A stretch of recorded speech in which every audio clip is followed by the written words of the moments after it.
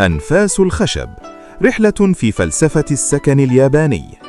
تخيل أنك لا تبني بيتاً، بل توفر مأوى لروح كانت تعيش في غابة. في اليابان، العمارة هي حوار صامت مع الطبيعة. يبدأ المصمم الياباني من فهم أن الخشب له روح، كوداما، وهذا الفهم يغير كل شيء. لماذا لا نستخدم المسامير؟ لأن المسمار يقتل مرونة المادة. الهندسة اليابانية تعتمد على المفاصل الخشبية المعقدة التي تسمح للخشب بالتمدد والتقلص، بل والرقص أثناء الزلازل.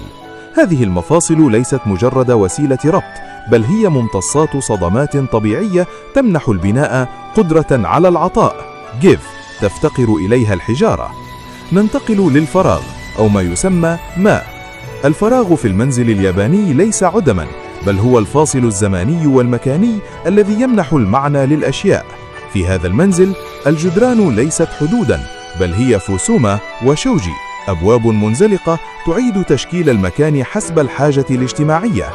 الراحة النفسية هنا تأتي من التدفق الحر للمساحة، ومن الشعور بأنك لست في صندوق مغلق، بل في امتداد للحديقة الخارجية. حتى نظام القياس كيواري ليس مجرد أرقام، بل هو هندسة للسلوك. كل تفصيلة، من ارتفاع السقف إلى عرض الممرات، مصممة لتناسب حركة الإنسان اليومية ومساحة حصائر التاتامي.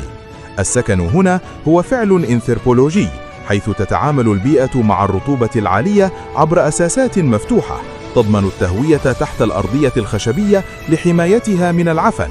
إنه تصميم يقول لنا: العمارة هي نتاج التواضع أمام قوى الطبيعة، وليست محاولة للسيطرة عليها.